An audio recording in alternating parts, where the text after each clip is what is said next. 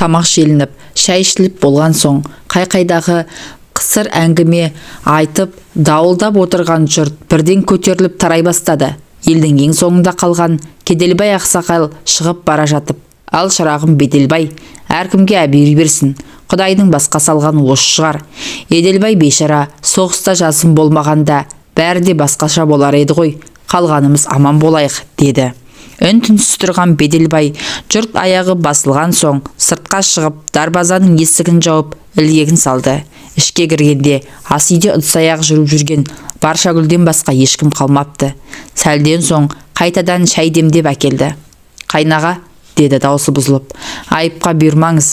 Ініңіздің қаза болған туралы военкоматтан хат алған соң төркініме қайтып кетейін дегенмін. Бірақ ол жақта да мені күтіп отырған адам жоқ. Алда-жалда сіз мені некелеп алсын деп те ойлаған емеспін. Үлкен қайнаға осылай шешкен екен. Мен де дейін, Құдайдың басқа салғанына көнемін де», деп қыстығып жылап жіберді. «Қой шырағым, жылама, денсаулығыңды ойла, ешкімге ренжіме. Еделбайдың ошағын өшірмей, түтінін түтетіп отыра бер. Қолымнан келгенше жәрдем беремін», деді Беделбай. Біраз үнсіздіктен соң қабырғаға жақындап төсек салынды. Келіншек шамның жарығын басып сыртқа шығып кетті. Содан әзер дегенде қайтып кіріп, шешініп төсекке жатқан еркектің жанына келіп сызылып тұрып қалды. Осыны күткендей, Беделбай басын көтеріп, жаңа ғана өзімен некесі қиылған келінін құшағына алды. Болар іс болды. Бұл бейшараны жылатып сықтатпай, тезірек бетін ашып алу керек. Бұрын келінім еді, енді некелі алған қатыным. Құдай алғанда да, жұрт алдында арым таза деп ойлап үлгерді. Діріл қаққан әйелді Айшайға қаратпай шешіндірді де әрекетке көшті. Әп сәтте-ақ ентігіп қалыпты. Аздап демін алды. Байқаса, келіншектің де кеудесі бір көтеріліп, бір басылып жылап жатыр екен. «Жылама дедім ғой саған. Егер разылығың болмаса, таңертең ауылыңа апарып тастаймын». Беделбайдың даусы қаттылау естілді. «Жоқ», деп іле жауап кетті әйел. «Мен ризамын сізге. Сізді құрметтеймін. Сіздің басыбайлы әйеліңіз боламын. Тек сіз менен қол үзіп кетпейсіз бе? Қанша дегенмен бала шағаларыңыз, Камила абысын бар. Оны көреміз әлі». Беделбай екішті жауап қатты.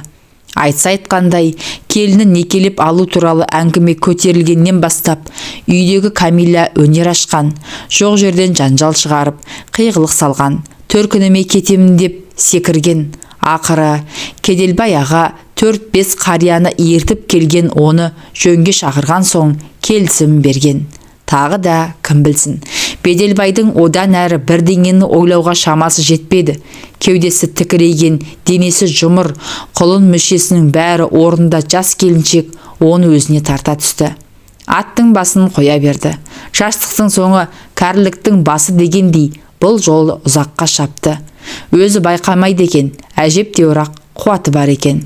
Түн жарымы ауғанда олар су жылытып жуынып шайынып алды да төсекке қайта жатты. Беделбайдың сілесі қатып қалған екен. Ертеңіне ұзын сәскеде бірақ оянды. Баршагүл үйдің ішін қайта жинастырып, есік алдына су сеуіп, сыпырып, айнада етіп қойыпты. Ақсамауырын бурыл бұрқырап қайнап тұр. Екеуі отырып шай ішті. Әркім өз ойымен отырды. Айтарын да еш нәрсесі жоқ қалмағандай. Бәрі түсінікті еді. Беделбайдың енді 2 үйі, 2 қатыны бар. Қаласа анда, қаласа мұнда болады. Соған лайықты тәшіпші да еселенеді. 2 отбасының ішіп жемін, керек жарағын туралап тұру керек. Әсіресе 2 әйелдің, 2 жақтағы балалардың жағдайын жасау керек. Иә, Құдай берсе, бұл жақта да балалар болады. Беделбайдың ойы біраз жерге дейін барды. Сұйықтап жатқан соң, жұмысқа да шықпай қалдым. Мен кетіп қалсам, шайды кім құйып береді деп ойладым. Баршагүл өзін кінәлаған адамдай санап, жайлап тіл қатты. 3 күнге дейін жұмысқа шықпайсың, заң сондай, деді Беделбай. Баршагүл үнсіз қалды. Азанғы шайды ішіп болған соң, Беделбай сыртқа шығып, үйдің айналасын ретке келтірді.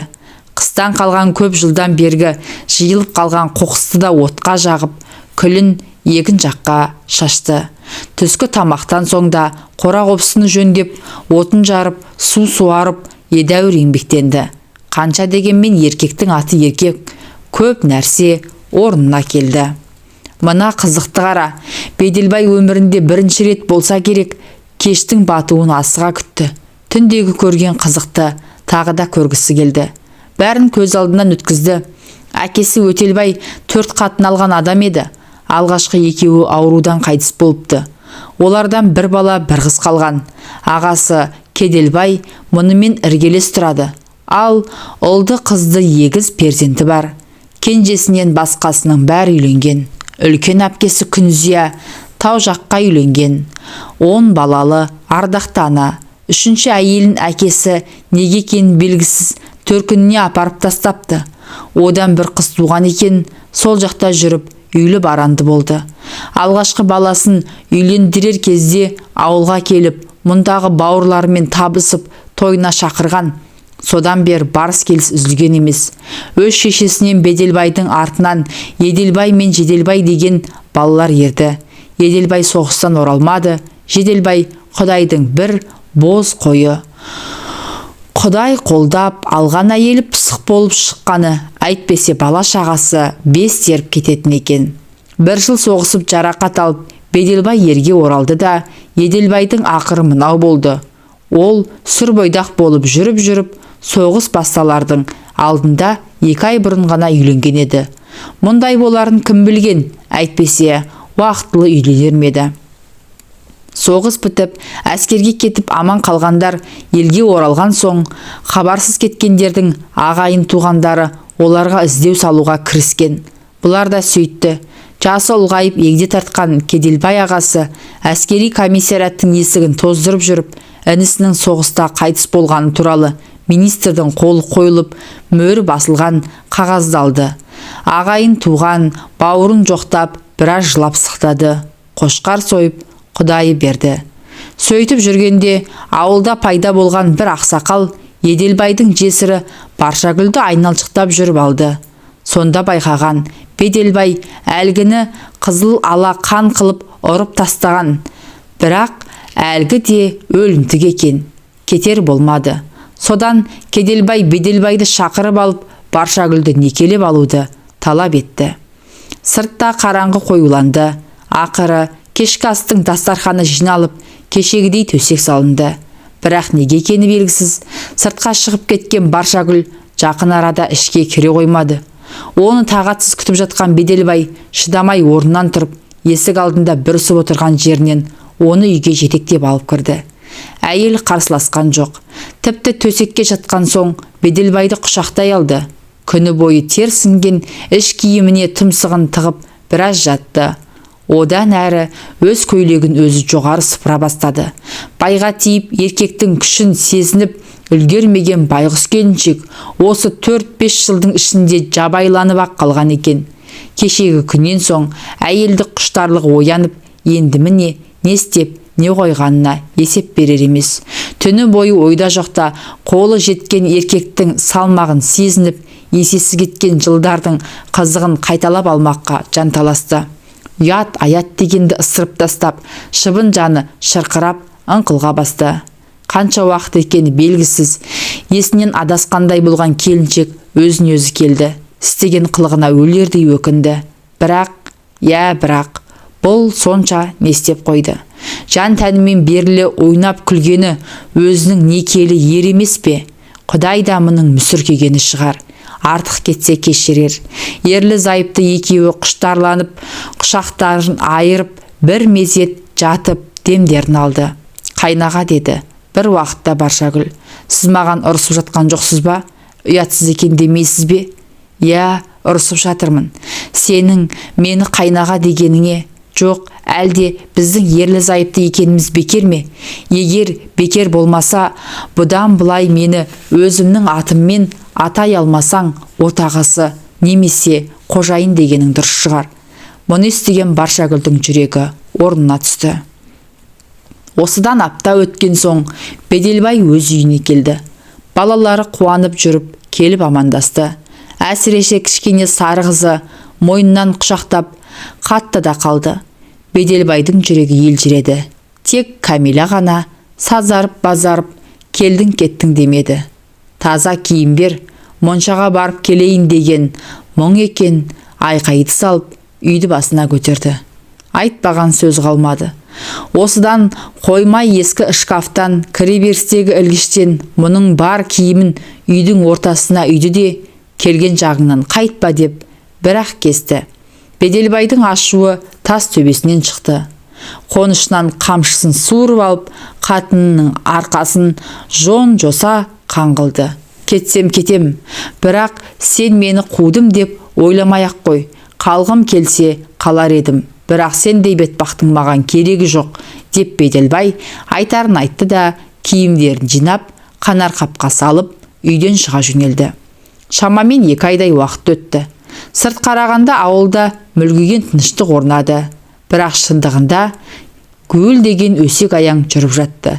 Бұлайғы жұрт екі үйдегі тірі жанның басқан ізін аңдып, артық басты әңгімені оттай гулетті.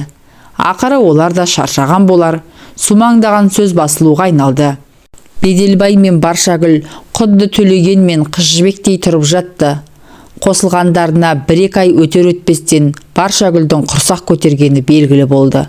Баланың иісінен зар болған келіншек жүрегі жарыла қуанды.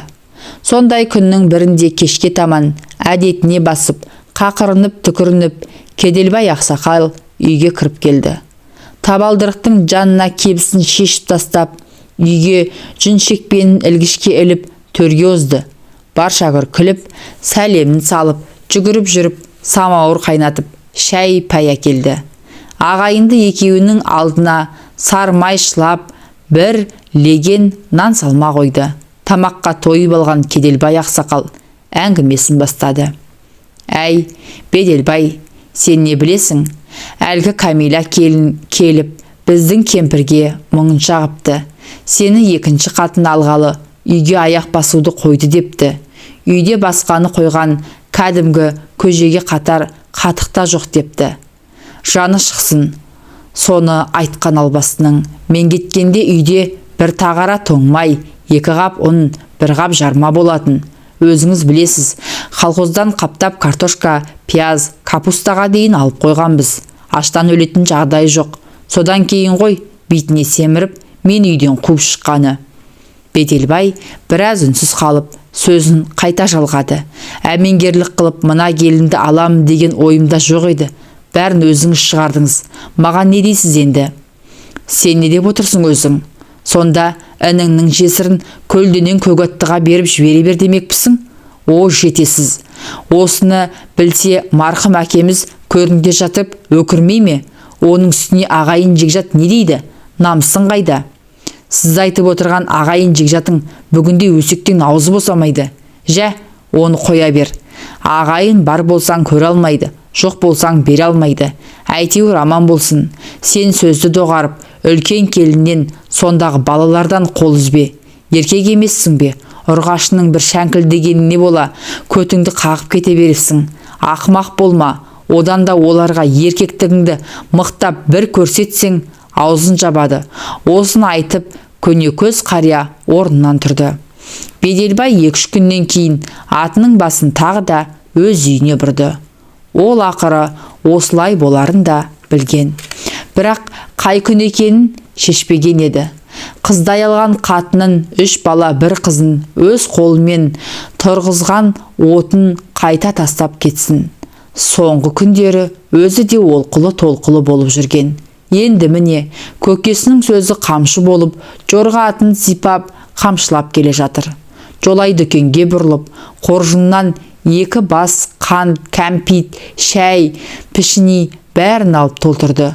Күн ясына батар сәтте ат тұяғын дүрсілдетіп үйіне тақалғанда, баяғы әдетімен Камила алдынан шығып, шалбарына жармасты. Бұл оның сонау қыз кезінен қалыптасқан әдет еді. Шылбырды апарып дертеге байлады.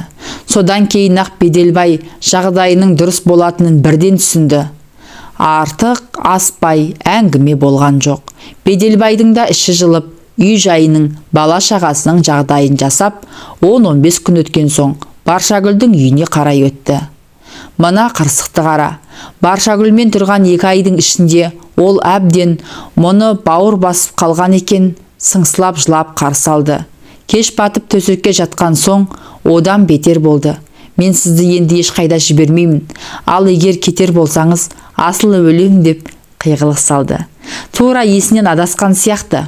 Айтсаң түсінбейді. Мауқы басылсын деп біраз аймалап кеудесіне басып естен танатындай етті. Маңдайы тершіп, денесі езіліп, анау айтқандай алқынып қалды. Ой жаным-ай, рахат-най деп әлек-шәлегі шықты. Ақыры олар әдеттегідей жылы суға жуынып алып, терең ұйқыға шомды. 2 аптадан соң Беделбай үлкен үйге қайта жиналды. Дәл осы арада тағы да айқай шу шықты. Екі көзі бұлаудай болып жылап, мен сізді ешқайда жібермеймін деп өзеурей түсті Баршагүл. Сіз кетсеңіз түн баласына ұйықтай алмай шығамын. Тек күндіз ғана көз шырымын аламын. Осылай деген оның қос жанарынан жасы тыйылмады. Оған не дерсің енді? Амалының жоғынан үлкен үйге анда-санда, онда да бір түнге ғана баруға мәжбүр болды. Басқа уақытында тек күндіз ғана барып, үйдің тірлігін тындырып келеді. Бұған Кәлиманың жаны қалай шықпасын. Құрсағындағы баласын туып алғанша шыдай тұрайық деп оны әзер көндірді.